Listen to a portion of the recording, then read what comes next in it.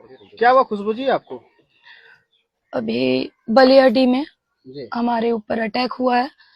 यहाँ पे आए हुए थे हम हनुमान मंदिर, और हनुमान चालीसा का पाठ हुआ वहाँ पे, और भोजन के रूप में सब प्रसाद के रूप में खिचड़ी ग्रहण किए। शांतिपूर्वक वहां से आ रहे थे। सामने मस्जिद है, अभी भी हम मस्जिद के सामने ही है।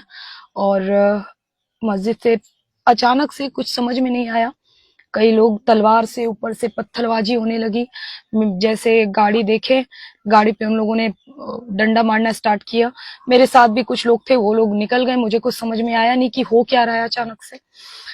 उसके बाद उठने उठने के दौरान मेरे पैर में भी, क्योंकि मैं अंदर छुपी हुई थी, कोई ऑप्शन था नहीं, चारों तरफ से गाड़ियां, मेरी गाड़ी को घेर लिया गया था और मारने की कोशिश हो रही थी। और लगातार वो लोग यही बोल रहे थे कि खुशबू पांडे को ढूंढो, उसको जिंदा जलाना है। क्लियर मैंने यही सुना है, मेरे पास रिकॉर्डिंग है लाइव में। लोग थे आपके ऊपर हमला करने वाले? ये सारे के सारे मुसलमान ही थे, जाहिर सी बात है। सारे हिंदू तो करेंगे नहीं ना, और मस्जिद के सामने से। खुशबू जी एक बात बताइए, आप पे ये हमला आखिर क्यों किया? अब ये तो आपको भी पता होगा कि हम हमेशा देश के लिए, धर्म के लिए आवाज उठाते हैं। शायद उसका दुश्मनी या जो है इसमें हमको पता नहीं, क्योंकि हम तो इस जगह पे पहली बार आए बलियाडी में। इससे पहले ना कभी आए हैं ना कुछ हम जानते थे। और अभी बातों बात में मुझे पता चला कि इससे पहले भी सरस्वती माँ की मूर्ति पे आक्रमण हुआ था, लेकिन हमें तो कुछ ऐसा नॉलेज था नहीं। सामने मस्जिद थी, सामने आ रहे थे, मस्जिद के पास करीब 200 लोगों की भीड़ थी, और अचानक से सब पत्थरबाजी करना स्टार्ट कर दी, और बार बार केवल मेरा नाम लेके मुझे जिंदा जलाने की बात कर रहे थे, और ये भी कह रहे थे कि जल्द से जल्द जो भी निशान है उसको मिटा दो मारपीट के, और पुलिस की गाड़ी अगर आती है तो उस पर भी तेल छिड़क के चला दो। किसने बताया आपको? मैं तो अंदर छुपी हुई थी, मुझे तो लगा था कि मैं जिंदा नहीं बचूंगी। लाइव में देखा होगा आपने। तो कुछ देर अंदर रहने के बाद मैंने पुलिस का आवाज सुना, क्योंकि वो पहले भी थे, मैंने आवाज पहचान लिया था। फिर मैं दौड़ के गई उनके पास, फिर उन्होंने सेफली मुझे फोर्स के पास ले आया। अभी मैं फोर्स के साथ हूँ। इस देश में हिंदू प्रधानमंत्री, हिंदू रक्षा मंत्री, उसके बाद भी हिंदुओं की ये स्थिति, ये हिंदुओं की गलती। अल्पसंख्यक हम लोग। हाँ तो देखिए ना, अल्पसंख्यक देखिए ना, ये देख लीजिए हमारा पैर, ये लीजिए पैर हमारा, और हमारे हाथ में इधर साइड चोट आया हुआ है, सर में इधर साइड चोट आया हुआ है। ये है हिंदू। वैसे है, पीछे तो हम भी नहीं हटते।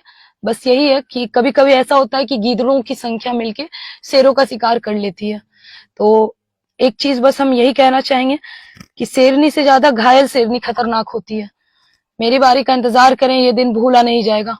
याद रखें, जमुई में आके ये मेरा जन्म स्थल है, और मेरे जन्म स्थल के जगह पर झाझा बलियाडी जमुई से ज्यादा दूर नहीं है। इस जगह पे मेरे ऊपर अटैक हुआ है।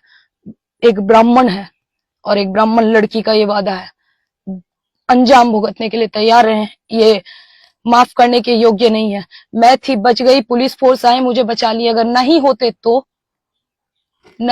तो क्या होता? किस रूप से आप लोग न्याय चाहते हैं? किस रूप में न्याय चाहते हैं? किस रूप में? इसका क्या होगा? आंख के बदले आंख। छोड़ दीजिए ना, हमें छोड़ दीजिए, न्याय कर लेंगे हम।